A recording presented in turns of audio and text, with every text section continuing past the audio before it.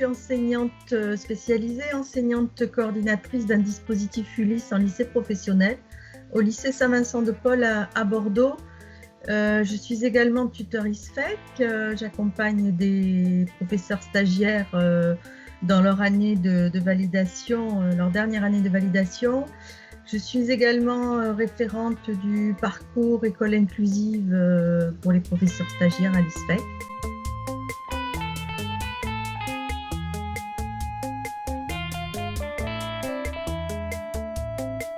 L'idée de participer à ce challenge quelque part et puis à cette innovation d'accompagnement de collègues sur la question de la continuité pédagogique m'a tout de suite intéressée à plusieurs titres, rencontrer d'autres personnes, dynamiser un petit peu les pratiques, échanger, collaborer et puis moi aussi y prendre des idées, des ressources et pouvoir les communiquer au sein de mon établissement et à mes collègues. Je devais avoir dans mon groupe des collègues de premier degré. Il s'est trouvé qu'il y a eu également des collègues de l'ASH, une collègue en ITEP, une collègue en Ulysse collège, et nous nous sommes retrouvés sur des temps synchrones et des temps asynchrones par le biais des forums de Waller. Et tous les mercredis, on se retrouvait en visio pour aborder des thèmes prédéfinis et pouvoir échanger sur les difficultés rencontrées, mais aussi sur les pratiques et les réussites que chacun avait pu vivre durant ce temps de confinement et de continuité pédagogique. Toutes les personnes qui sont arrivées dans la sphère avaient bien en tête que c'était un parcours d'accompagnement, même si par moments ils attendaient aussi pas des recettes, mais des outils et des ressources, et puis avec l'assurance d'avoir en face d'eux aussi des personnes qui étaient formateurs, mais surtout des personnes qui étaient en capacité d'écouter et de répondre. Et puis au fur et à mesure, il y a une vraie cohésion de groupe qui s'est créée avec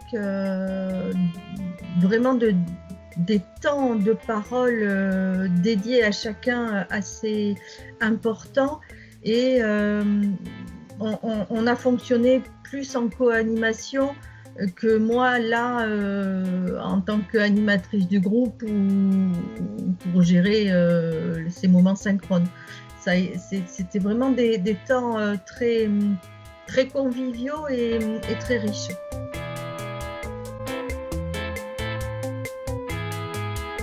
La confiance.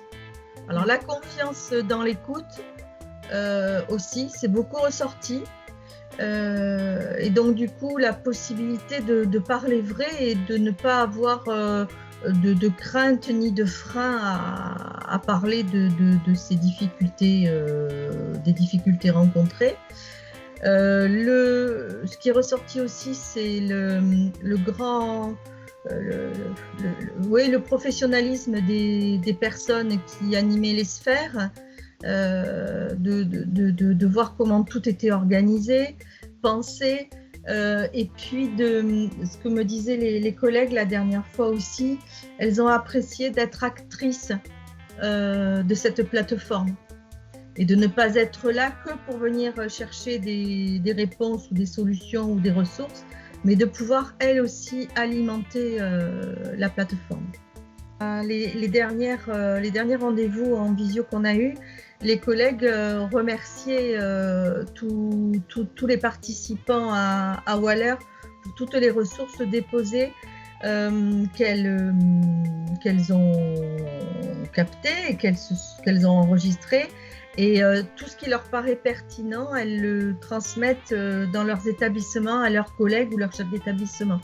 Et du coup, c'est vrai que tout ce que l'on peut déposer sur Waller finit par partir ailleurs. Et l'espace de Waller et cet espace d'entraide, d'échange a permis aussi à certains de se dire mais non, je dis que je sais rien, mais en fait je sais des choses. Donc comment je vais pouvoir partir de là où j'en suis pour avancer petit à petit sans paniquer.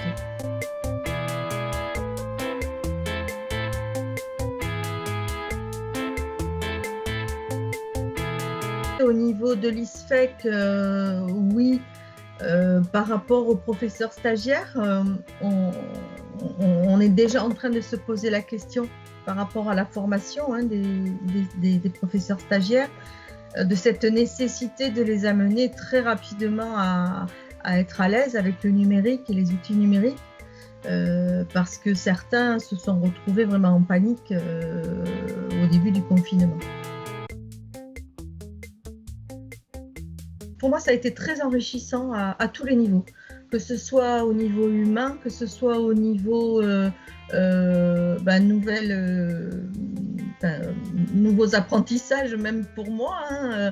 J'ai appris énormément de choses sur les outils numériques, sur la façon dont on pouvait les utiliser.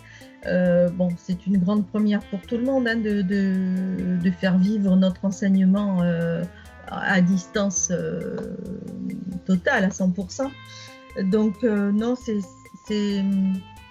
pour moi, c'est une expérience très très riche et que je n'ai pas envie d'arrêter.